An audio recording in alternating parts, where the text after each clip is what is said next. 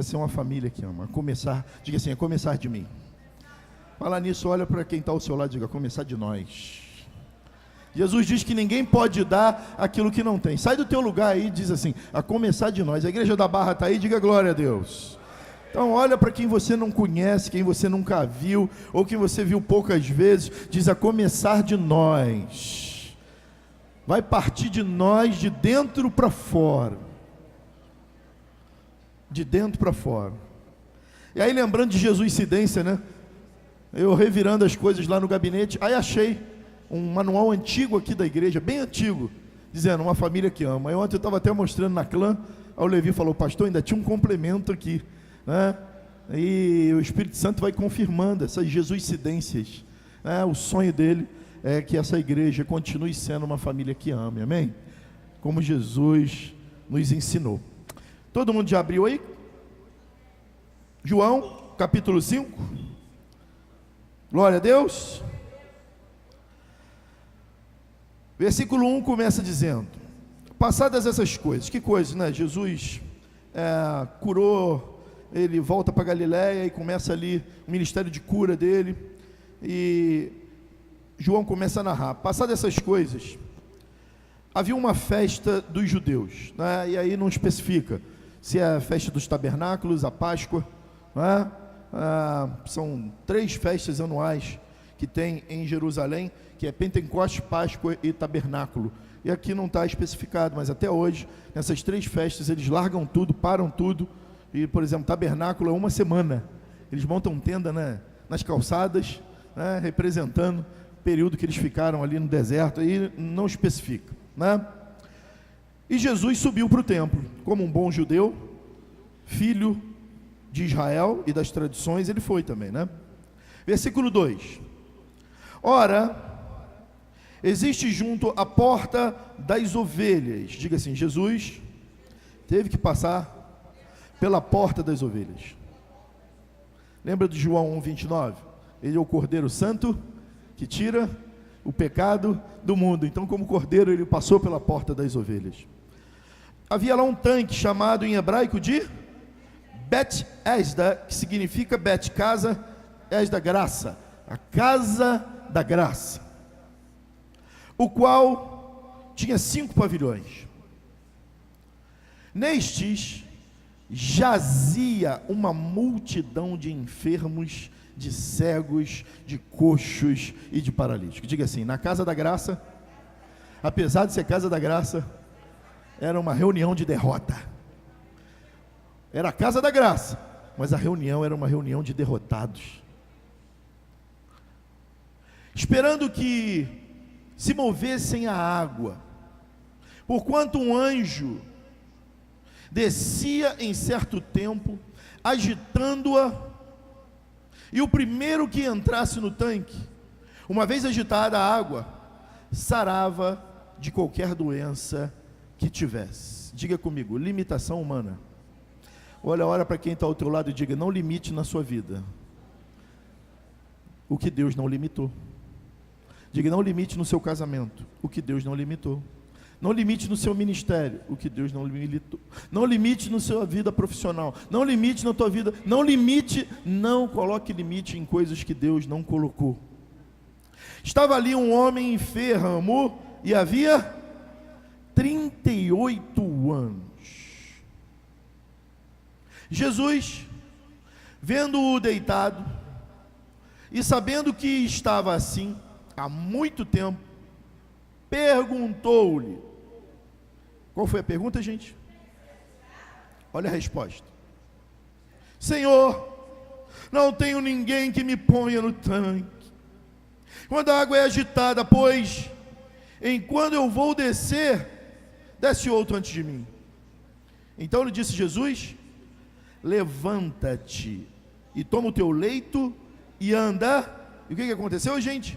Imediatamente o homem se viu curado e tomando o leito, pôs-se a andar. E aquele dia era sábado. Por isso, disseram os judeus ao que fora curado, hoje é sábado, e não é lícito carregar o leito. Ao que lhes respondeu: o mesmo me curou, me disse: toma o teu leito e anda. Perguntaram-lhe eles: quem é o homem que disse: toma o teu leito e anda? Mas o que fora curado não sabia quem era, porque Jesus se havia retirado. Por haver muita gente naquele lugar. Mais tarde, Jesus o encontrou no templo e lhe disse: olha, que já estás curado, não peques mais, para que não te suceda coisa pior. O homem retirou-se e disse aos judeus que fora Jesus quem o havia curado. Palavra do Senhor, amém? Feche os olhos, nós vamos orar. Espírito Santo, nós te invocamos em mais uma manhã e mais uma vez, porque a boca do homem pode falar muito, a razão e a ciência pode elaborar coisas maravilhosas, mas basta uma palavra, uma vírgula tua, Espírito Santo, para convencer multidões. Nós pedimos, Senhor, que tu venha, como sempre és, de forma peculiar, individual, trazendo para cada um, ainda que seja a tua vírgula, mas que ninguém saia daqui sem a porção da tua palavra.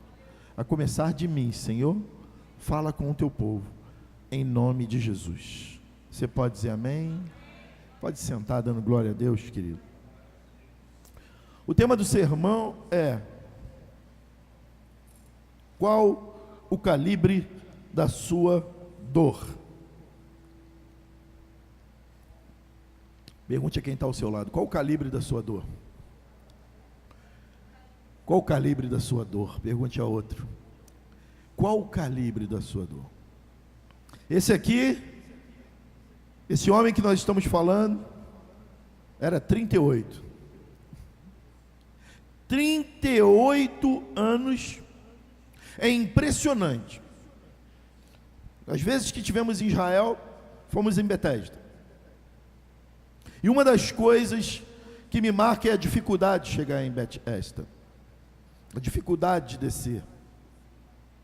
E eu fico pensando como essa multidão, a Bíblia fala que era uma multidão de doentes, que acreditavam mais no lugar do que no Deus do lugar.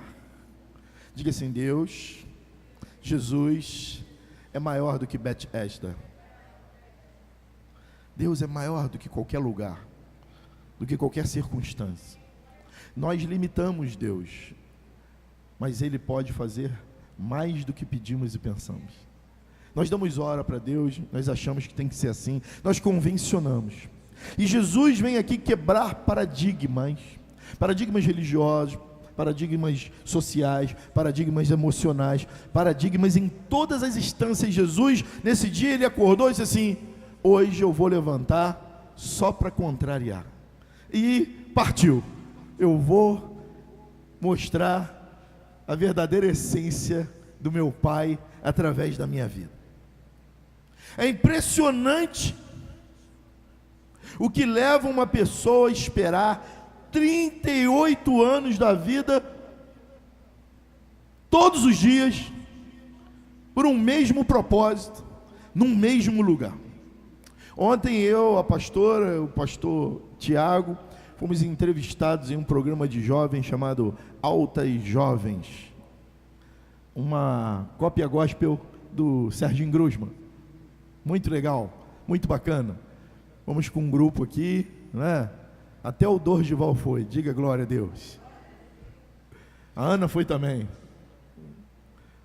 A Vilma passou em frente, mas não deu tempo, não é? E esse programa, esse evento foi na minha igreja mãe. Eu sou bisneto da igreja metodista Betel de Campo Grande. Vilma também, né, Vilma? E quando eu entrei ali na Professor Castilho, em Campo Grande, começou a me vir um misto de emoções. E eu lembrava quantas vezes eu descia a pé ali com meu avô, com a minha avó, para ir para a igreja, com a minha mãe. E Quando eu entrei no portão da igreja, eu não aguentei, eu desabei. E dentro do carro, eu comecei a chorar, não foi, Ana? E dentre várias coisas que eu senti e vi naquele lugar, das boas e das lembranças não muito boas, né? Por exemplo, minha mãe foi velada dentro do templo, e aquilo me marcou muito. Eu vi pessoas que na minha época começaram a estudar comigo, eram 12 seminaristas, diga aleluia. A igreja enviou 12 jovens para o seminário, somente 2 continuam hoje no ministério, eu e o pastor Alessandro. E eu pude ver pessoas que estacionaram, pararam o seu carro e disseram: vou parar por aqui. Pessoas com melhor condição do que eu, de pastor, de pregador, de teólogo, homens e mulheres que certamente poderiam estar acima de posição de muitas das pessoas que eu conheço, que vivem servindo como liderança dentro da igreja. Mas a escolha e a opção de lidar e de fazer com a vida faz com que alguns propósitos que são propósitos de Deus sejam jogados de lado. Nós falamos ontem sobre o tema da entrevista, foi superando o limite. A pastora falou do momento que ela passou no tratamento de uma doença. Eu falei na minha retomada de vida de 148 quilos para agora 117, e vai cair mais, em nome de Jesus, né? Da minha pressão que agora baixou, do meu açúcar que agora baixou. O pastor Tiago falou da dificuldade de estudar medicina em um país fora, né, na Argentina, das questões culturais. E nós tivemos lá um irmão que vai vir aqui à igreja. Ele é o primeiro tetraplégico a pular de paraquedas sozinho. Ele é da Igreja Batista Atitude. Fizemos uma amizade gostosa, um bate-papo. Ele vai vir aqui falar para os jovens. Ele era normal, e num domingo ele enganou o pai dele que estava na igreja e saiu com o carro e capotou ali perto do Barra Shopping e ficou tetraplégico. E ele dá um testemunho muito legal, porque era um momento que ele te via estar na igreja e ele estava fazendo outras coisas, e ele hoje, dentro dele, salta, pula e corre para o Senhor muito mais do que antes, né? Não é um jovem contar aquilo, foi impactante. Mas o que me marcou era ver pessoas que paralisaram. E eu lembrei desse texto, e ontem era quase 2 da manhã, e eu estava finalizando, eu senti o desejo de mudar o que eu iria pregar nessa manhã. Eu ia falar sobre fé, mas Deus me levou nessa direção, porque não é porque eu estou em Betesda que eu estou vivendo aquilo que Deus realiza e sonha de promessa para a minha vida. Será que em algum momento da nossa vida a gente tem espaço para parar e pensar e perguntar: será que eu estou vivendo e fazendo aquilo que Deus sonhou para mim? Aquilo que no coração de Deus Ele sonhou no dia lá que eu respirei pela primeira vez? Será que eu estou vivendo na intensidade daquilo que Deus tem para a minha vida?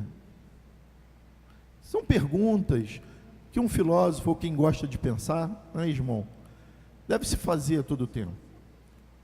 Porque todo destino só acontece se a gente sabe de onde sai e para onde vai.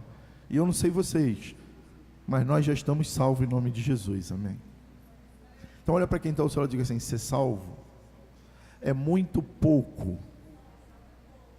Ser salvo é muito pouco. Eu trabalhei com vendas, a empresa de transporte do meu sogro, eu fui gerente de vendas. E eu descobri uma coisa: eu não comecei como gerente, eu comecei como vendedor frapista. Anunciava, tem duas modalidades de frete, aquela que é paga no destino e aquela que é pago no envio. Eu vendi o frete que era pago no destino. É o vendedor que sai andando por aí, visitando todas as lojinhas. E eu aprendi uma coisa com um supervisor de vendas que eu tinha chamado Peixoto. Se você colocar um alvo atingível na sua vida, você não vai além das suas limitações. Eu nunca mais esqueci dessa frase. Se eu estabelecer alvos atingíveis, eu não vou sair do lugar. Não foi o poeta, o escritor, Rui Barbosa, que escreveu? A fera saciada, ela deita e dorme. É bem verdade que esse rapaz, que a gente não sabe nem o nome, não era uma pessoa comum. Por quê? Porque chamou a atenção dos sacerdotes, porque ele no templo foi procurado por Jesus. Mas o que marca nesse ex-paralítico de Betesda é que durante 38 anos ele teve a esperança no lugar errado, nas coisas erradas. Ainda que para toda a sociedade e para toda a religião e para todos os sacerdotes ele estava fazendo certo. Com muito carinho eu tenho que dizer algo. Eu creio que Deus tem um sonho coletivo para todos nós. Eu vou repetir que tem gente que ainda não saiu de casa. Deus tem um sonho coletivo para todos nós. Como Igreja Metodista da Barra, nós vamos ganhar, junto com a Batista Atitude, junto com a Presbiteriana, nós vamos somar para ganhar para o reino as almas perdidas desse lugar. Esse é o nosso sonho. Igreja Metodista, uma comunidade missionária a serviço do povo, espalhando a santidade bíblica sobre a face da terra. Mas eu creio na particularidade do chamado de Deus.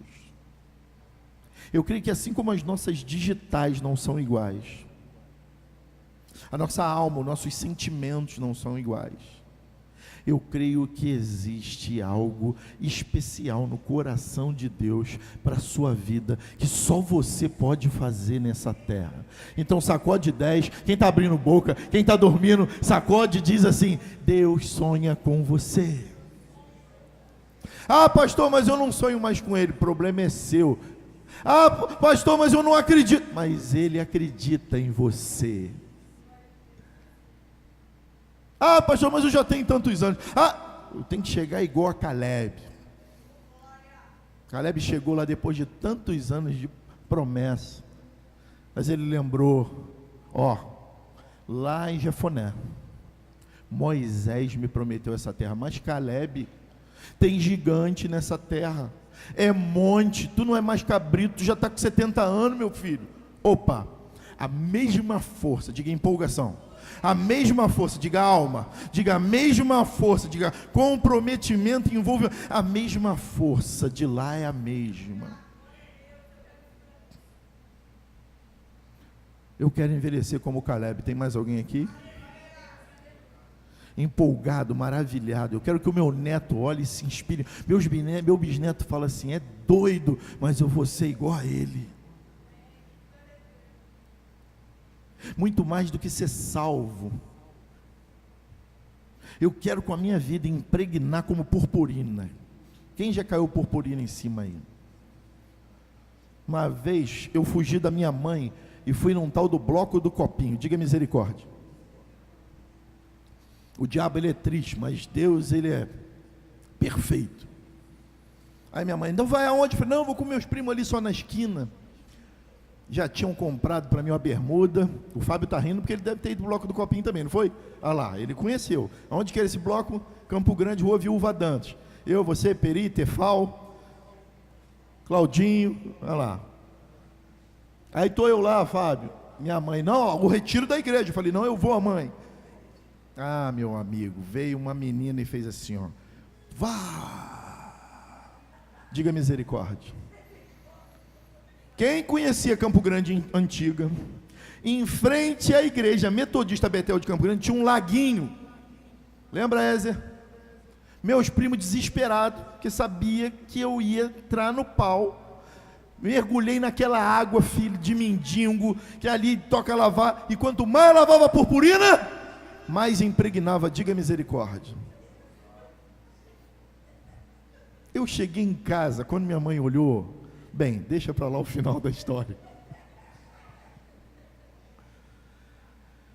Bem, eu quero impregnar isso nas minhas gerações, nas tuas gerações, os teus netos, os teus filhos, eles têm que olhar e ter um referencial. A crise hoje são de limites, são de valores, mas são de referenciais.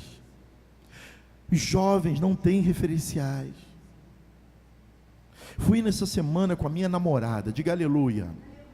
Essa semana eu fui com a minha namorada no cinema, diga glória a Deus. Ô pastor, o que é isso? Não, eu vou às vezes com a mãe do Lucas, do Tiago, eu vou às vezes com a pastora no cinema, eu vou às vezes com a minha ex-aluna, quando eu vou com um ex-aluno, quando eu vou com uma irmã da igreja, com meus filhos que sentam do lado. Mas dessa vez tinha alguém perto, eu sentei bem longe, diga aleluia. Pergunte qual é o nome do filme. Não sei, eu fui com a minha namorada. Brincadeira, gente. Filme bom. O Passageiro, Lia Nelson, recomendo. Sei que sua namorada. E enquanto eu estava ali com a minha namorada, um filme passou na minha cabeça. Porque o primeiro beijo que eu dei na minha namorada foi no cinema, vendo Tom Hanks, Eu Quero Ser Grande. Cinema lá em Campo Grande, onde hoje é uma igreja universal. E quando eu estava com ela ali no cinema essa semana, eu pensei numa coisa. Eu estou no lugar certo, com a pessoa certa, na hora certa. Diga glória a Deus. Depois de 32 anos, eu estou com a pessoa certa, no lugar certo e na hora certa. E fazendo depois um paralelo, eu me emocionei, porque nem sempre eu estou com o Espírito Santo na hora certa, no lugar certo e da maneira certa. Eu não sei você, mas tem hora que eu olho que dei ele, mas não foi porque ele é covarde, saiu de perto de mim, não, é que eu estava tão diferente que eu o assustei. E eu fico perguntando, nessas horas, será que além do Espírito Santo, na terra alguém também está me vendo? O que eu estou gerando para os meus filhos? Teve um certo momento assim, o Tiago era da idade do Pedro ali, ó, eu ficava desesperado. Eu cobrava, todo pai tem que cobrar dos filhos estudar, ensinar. Mas houve um momento da minha vida que eu cobrava nos meus filhos mais educação de ciência do que ser um bom homem de Deus. Hoje, como avô, diga aleluia. Manda para cá que eu recebo. Trigêmeo, manda para mim, vai.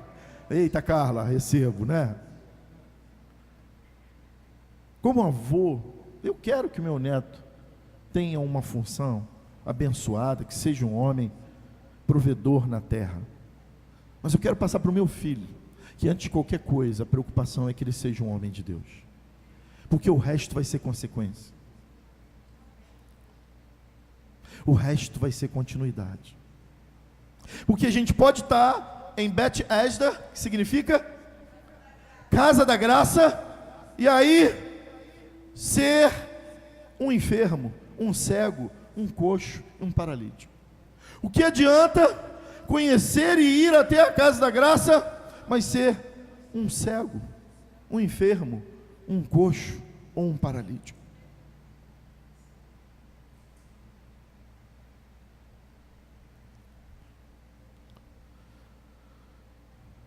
Por que esse garoto, esse jovem, esse homem, durante 38 anos, pelo menos ele tinha 38 anos, entrava e saía desse lugar e não via o milagre? Eu separei 3 coisas aqui, bem rápidas. A introdução é maior do que o sermão. Versículo 3, você está comigo? Diga aleluia. Só meia dúzia, eu vou esperar então. Versículo 3 do capítulo 5 de João. Você chegou lá, diga glória a Deus. Está aumentando, ó. Neste lugar, qual era o nome do lugar mesmo, gente? Bethesda, casa da graça, jazia do verbo jaz, que significa morte. Morte, a esperança, a vida, a fé, o amor. Não existia. E não era um, dois ou três, não. João narra que era uma multidão de enfermos, de cegos, coxos e paralíticos. Aí tem duas nuances. Primeiro, a casa da graça tem que ser o lugar de doente. Diga glória a Deus. A casa da graça tem que ser o lugar onde o drogado se acha, onde a prostituta se acha, onde o mentiroso para de mentir, aonde o ladrão para de roubar, aonde o que engana passa a devolver. É a casa da graça o lugar da reparação. E se você entrou aqui com qualquer tipo de enfermidade, dor, seja ela física, social, emocional, você está no lugar certo, porque essa também é a casa da graça. Pastor, em que te incomoda? É que pelo menos um entrava há 38 anos. Diga 38 anos. Diga 38 anos. Há 38 anos se conformou com isso. E uma das coisas que ele ficava entrando e saindo e esperando naquele lugar era o movimento das águas. Diga, o movimento das águas. Ele entrava todo dia, olhava para aquele tanque ali e falava assim: a água vai se movimentar. Ele gerava fé, Cris, em coisas, em circunstâncias. A expectativa dele, Elton, estava em cima de situações.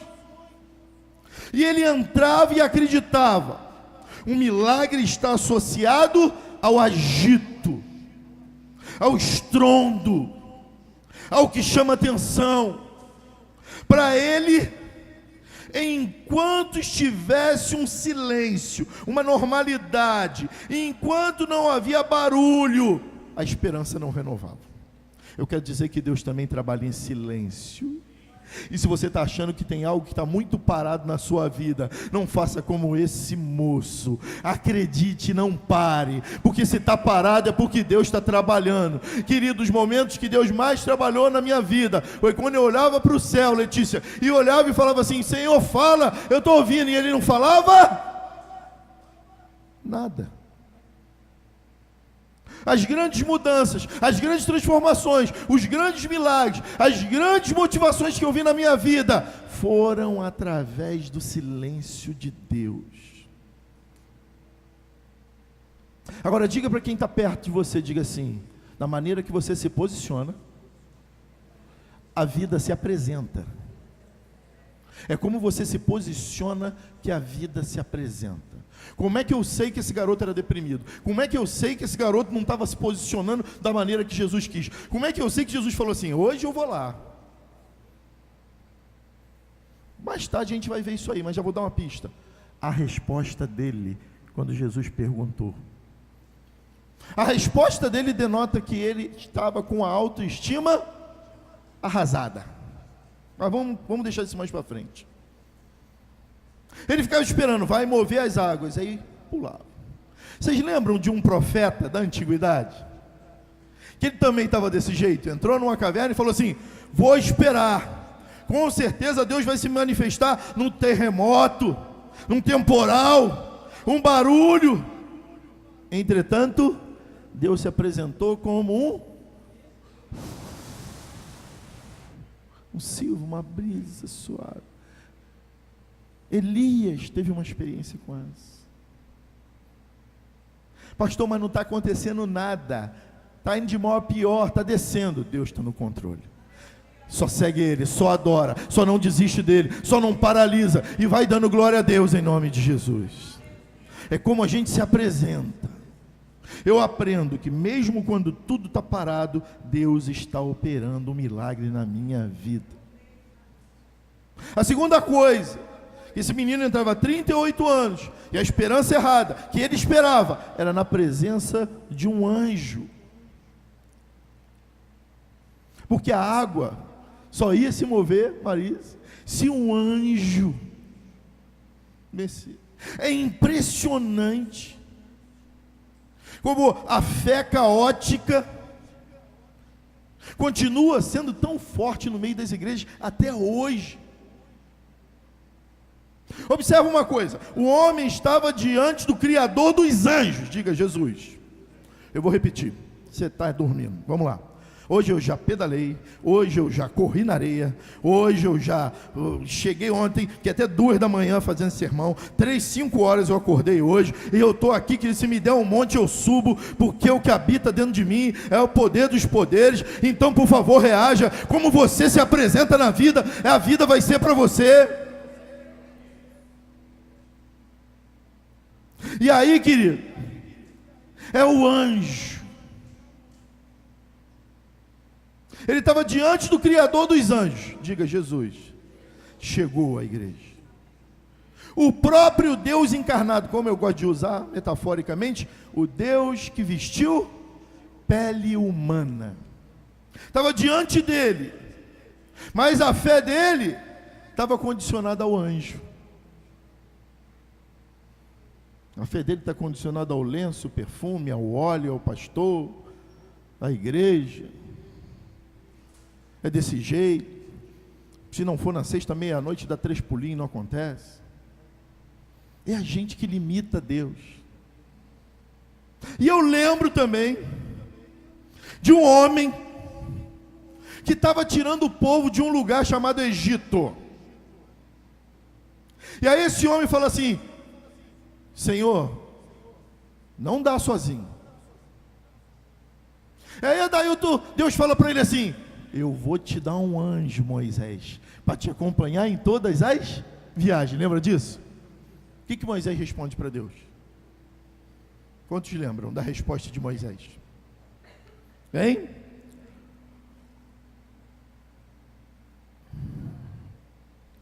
Senhor, se tu não fores comigo, eu não saio daqui. Anjo nenhum substitui a presença de Deus. Agora tem uma aí em moda aí, tal de Mônica, já viu? O anjo do dia. O teu anjo, aí tem anjo com tudo quanto é nome. Gamaliel, Ezequiel, Blutaliel, é tudo com El, que é Deus, né? O anjo disso, o anjo daquilo. Eu creio no serviço angelical. Salmo 91. Aos seus anjos dará ordem. Mas anjo só tem uma função: mensageiro. Anjo traz mensagens. Existem arcanjos, que já é um nível angelical de combate. Existe querubim. Você lembra quando Moisés morreu? Como é que você sabe que Moisés morreu, pastor? Porque o diabo foi lá para buscar o corpo de Moisés. E aí o que Deus falou? Miguel, vai lá combater com o príncipe dos ares, porque era querubim, era uma outra classe, era uma outra patente. Eu creio nisso. Mas olha para mim, Deus é maior do que qualquer anjo. Ele é tudo, Ele é tudo, Ele é tudo. Fora dele não há nada. E esse garoto estava condicionado às coisas, à crendice, à mesmice, a paradigmas religiosos. A última coisa que ele acreditava e mantinha esperança, não só no movimento das águas, não só na presença de um anjo, mas no versículo 7.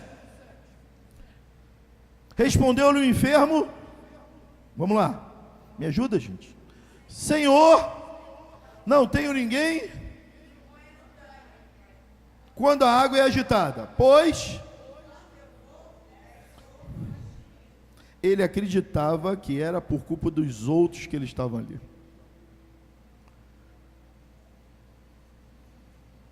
Ele rejogava sua dor, o seu problema, ele responsabilizava alguém. Jesus faz uma pergunta fácil de responder. Qual é a pergunta? Versículo 6. Qual é a pergunta que Jesus faz? Está no versículo 6. Queres ser curado? Só tem 2 respostas. Qual, William? Sim ou não. E o que ele responde? Qual a resposta dele? Ele faz uma transferência. Aí tem A irmã Rosa, né? Tem a irmã Sônia. Ele faz uma transferência de responsabilidade. E eu quero te alertar, que igual esse homem tem muita gente à nossa volta. Preste atenção no que eu vou lhe falar. E que muitas vezes a gente está carregando coisa que não é para carregar. Levante sua mão. Pode crer que eu vou remeter algo bom para a tua vida. Você pode ajudar todo mundo, mas assumir é só a sua vida. Eu amo a pastora, somos um corpo só, uma cara só. Mas no concernente a minhas responsabilidades com Deus, perante a Deus, e das escolhas que eu faço, nós somos individualizados. O casamento é um contrato, não é isso, dona Marisa? Não é isso, ô Beth? Mas mesmo sendo um contrato, ela tem responsabilidades civis dela, do que ela faz, e eu também, certo? E às vezes a gente esquece disso. E a gente esquece de viver, e a gente esquece de ir em frente, a gente esquece de prosseguir, porque a gente está carregando muito pesado, um fardo. Carregar pessoa é complicado. E quando se torna fardo, Jesus nos ensinou, se o fardo é pesado, troca comigo. Eu já tive experiência de orar por pessoas meses, e perguntar ao esposo, perguntar à esposa, e aí? Ele não está orando. Não, ele não está jejuando, pastor. Não.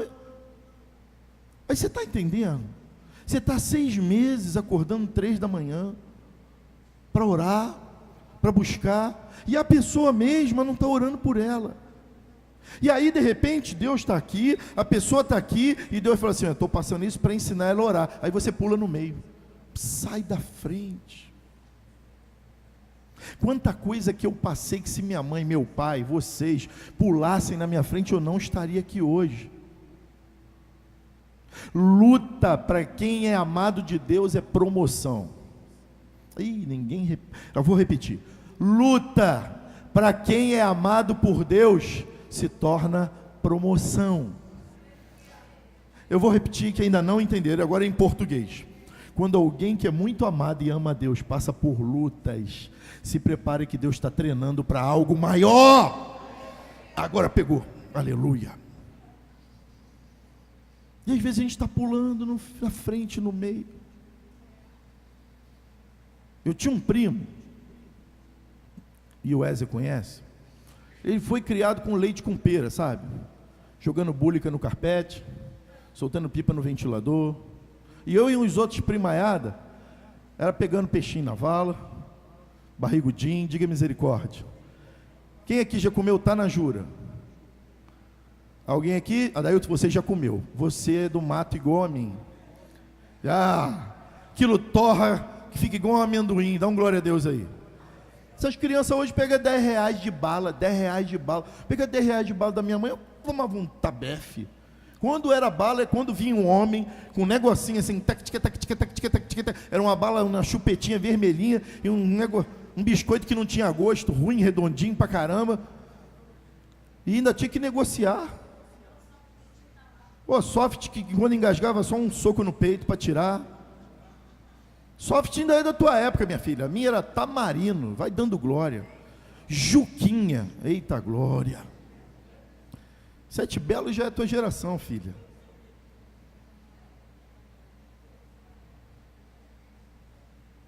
Não é? Tem horas que a gente fica parado olhando para algumas coisas e fica achando assim, puxa vida, não podia ser diferente? Podia. Mas se a nossa história voltasse, quantos já viram um filme chamado Efeito Borboleta aqui? Quantos já viram? Se pudéssemos voltar à história e mudar alguma coisa, talvez sairia pior. Olha para cá, Deus está no controle da sua vida. Eu vou repetir, Deus está no controle da sua vida. Mais uma vez, Deus está no controle da sua vida. Hoje a gente crê nisso. Hoje a gente vai ficar 38 anos entrando em Betesda, olhando para anjo, olhando para água, e não entendendo uma coisa: Jesus não estava perguntando de quem era a culpa, estava perguntando, você quer ou você não quer? Eu aprendo que muitas vezes a gente deixa de receber as bênçãos de Deus porque não reconhecemos a oferta dele. Até para comprar as coisas, a gente precisa entender. O pastor Tiago estava ontem lá contando o testemunho dele, a primeira vez que ele foi num supermercado em Buenos Aires. E aí ele chegou lá, copo, aí o cara, copo, falou, aí fez assim, copa, aí ele, copa, aí o cara levou para ele num lugar de taças. E aí ele entendeu por que chama Copa do Mundo. Aí ele falou, pronto, não vou comprar copo nenhum. E foi embora para casa, cortou uma garrafa e passou a ser o copo dele. É um nome lá que eu nem sei o que é. Não é o nome? Não é o nome, gente? Passo. Pato. É isso aí. Amém.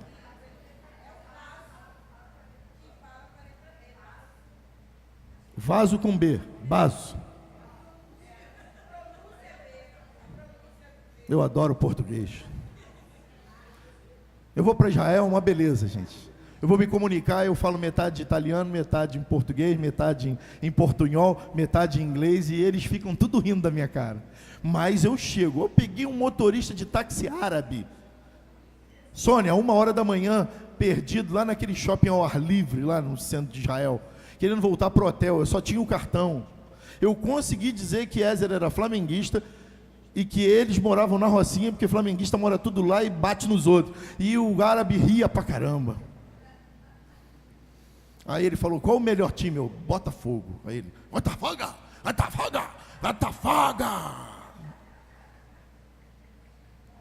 Olha para quem está ao seu lado e diz assim, a vida é bela. E quando a gente encontra com os propósitos de Jesus, ela se torna mais linda ainda. Aquele garoto sai dali e o primeiro lugar que ele vai buscar a presença de Deus. Ele não podia entrar no templo, porque aleijado era maldito. Agora Jesus, eu quero concluir com o versículo 9, eu vou concluir mesmo. Jesus dá uma surra. Imediatamente, o homem se viu curado, e tomando o leito, pôs-se a andar. E aquele dia era... Diga, Sabat Shalom. Sabat Shalom. Sabe o que acontece no Sabat Shalom? Nem o elevador eles apertam o botão. É programado para parar em todos os andares. É o elevador sabático. Tem tudo sabático. Não pode gerar energia, não pode gerar fogo, não pode fazer comida. Bota a comida anterior na sexta-feira, porque a hora que o sol se põe na sexta-feira, ninguém faz nada até o sol do outro dia se pôr. Só adora. As famílias mais ricas vão para os restaurantes mais ricos, os menos ricos fazem, se juntam, o junta-prato. Como é que esquenta a comida? Como é que faz? O forno é programado. Eles botam a comida na sexta, tá? No outro dia o forno é programado para esquentar, eles tiram lá. Até hoje isso. Você imagina nessa época. O sábado não era permitido fazer nada. E uma das crises dele é que o cara estava curado e carregando o leito. A preocupação, nossa, ele está curado. Não, o que está carregando o leito? Eu vou repetir, e eu vou dizer para você entender uma coisa.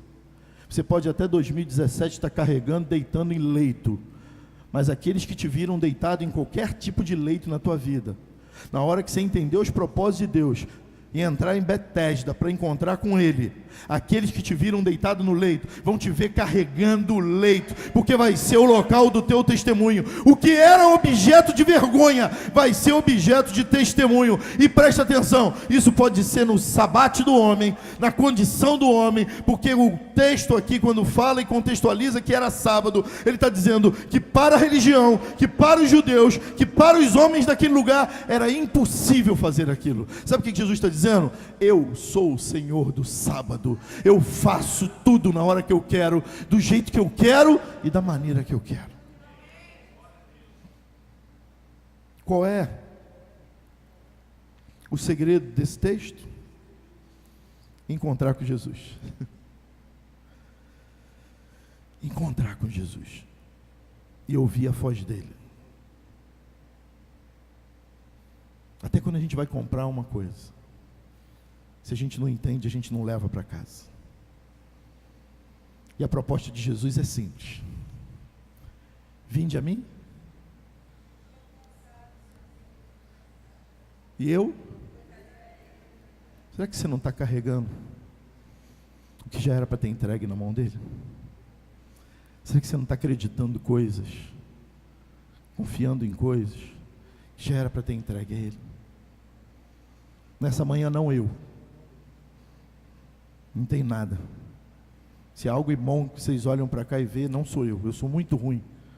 Se há algo de bom na minha vida, é Jesus. Toda honra e toda glória a ele. Mas nessa manhã ele te pergunta: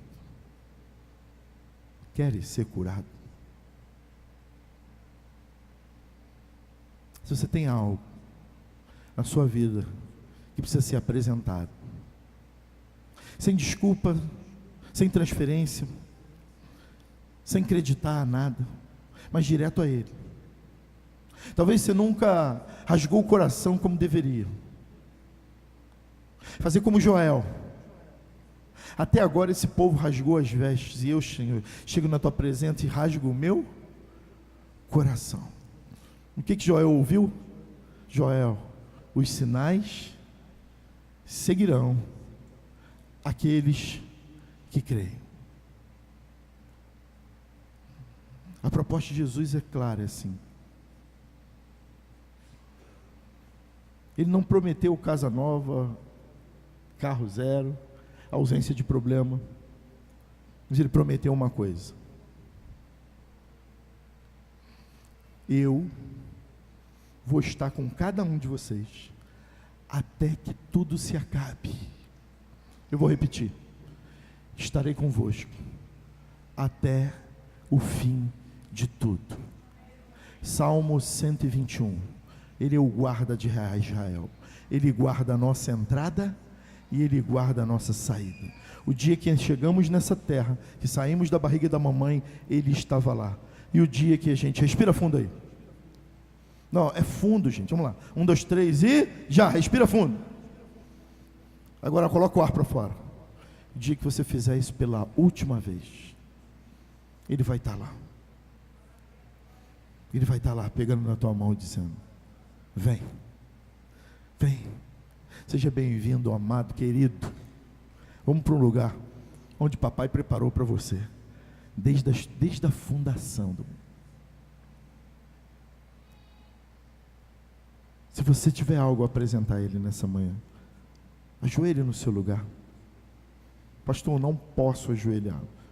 Pastor, eu não quero ajoelhar. Fique do jeito que você puder, do jeito que você quiser, da maneira que você puder. Só não deixe nessa manhã se rasgar para ele e dizer assim: está difícil, está doendo, eu não quero ver anjo nem água, eu quero te ver. Eu não quero ver esse pastor gordo na minha frente, eu quero te ver. Eu não quero ouvir mais música, eu não quero nada, eu preciso te ver, eu quero te encontrar. Porque aquilo que estão me prometendo que é derrota, que é vergonha, eu sei que tu pode transformar em testemunho de vitória.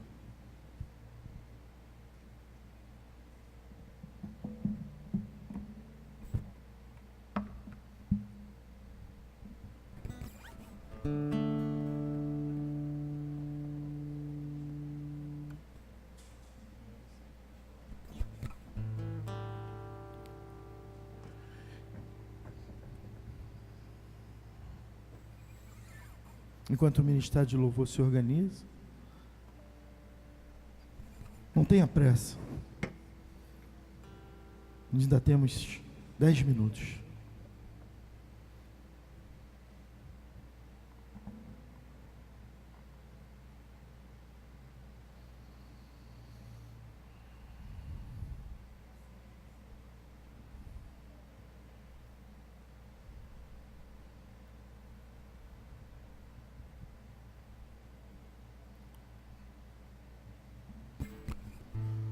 Senhor, nós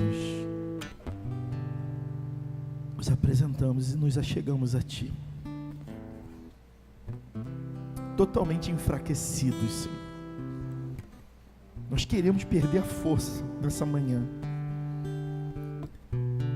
e dizer que nós nos rendemos, Senhor.